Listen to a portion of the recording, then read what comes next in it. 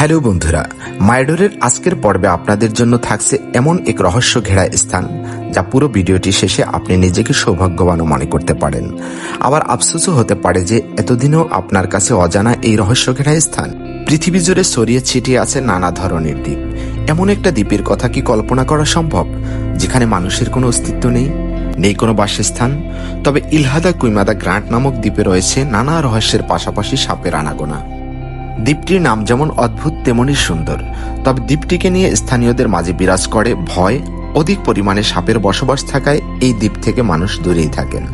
ঘরবাড়ি বা চাষাবাদ করার আগ্রহ নেই কারো মাঝে। এই দ্বীপে গেলে সাপেদের সম্মুখীন হতেই হবে। পরিসংখ্যান অনুযায়ী এখানে প্রতি বর্গ কিলোমিটারে কমপক্ষে 5টি সাপ থাকে। সাপের কারণে এই দ্বীপে পাখিদের আনাগোনাও কম। তবে অভিবাসনের সময় পাখিরা এখানে বিশ্রাম নেয়, আর তখনই শিকারে নেমে পড়ে সাপেরা। ব্রাজিলের শহর সাও পাওলো থেকে 33 কিলোমিটার দূরে এই দ্বীপের অবস্থান।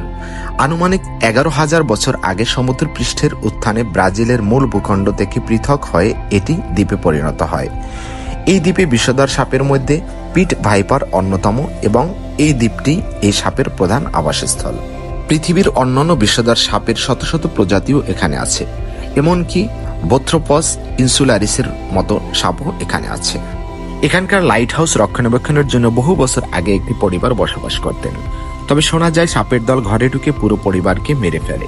এরপর থেকে বছরে একটি নির্দিষ্ট সময় সেই লাইট হাউসের কাজ করতে অভিজ্ঞ একটি টিম সেখানে যায়, কাজ শেষে আবার ফিরে আসে।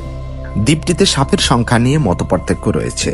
ধারণা করা যায় 4,30,000 বর্গ মিটারের এই দ্বীপটিতে কমপক্ষে 4,30,000 সাপ রয়েছে। হিসেবে প্রতি বর্গ কিলোমিটারে একটি করে সাপ। তাই দ্বীপটিকে আইল্যান্ড অফ স্নেক বলেও ডাকে অনেকে। এই নামেই এটি বেশি পরিচিত।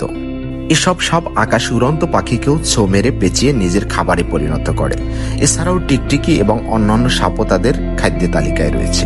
এখানে রয়েছে বিরল প্রজাতির সাপ গোল্ডেন ল্যান্সহেড। মাত্র 20 ইঞ্চি পর্যন্ত বৃদ্ধি পায় এরা। মূল খাবার হচ্ছে পাখি। এদের বিষ এতটাই মারাত্মক যে এই সাপের বিষে মানুষের মাংস মুহূর্তের মধ্যে গলে যেতে পারে। সাপগুলোর বিষ কালোবাজারে প্রতি 100 গ্রামের দাম 17,500 পাউন্ডেরও বেশি। তাই এই সাপকে বাঁচাতে ব্রাজিল সরকার পদক্ষেপ নিয়েছে।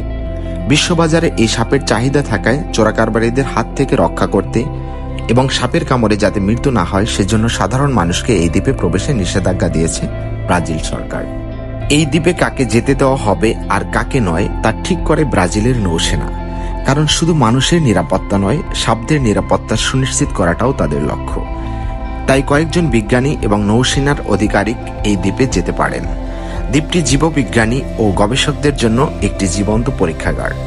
বিরল এই সাপদের সম্পর্কে অধ্যয়ন করতে গবেষকদের বিশেষ অনুমতির প্রয়োজন হয়।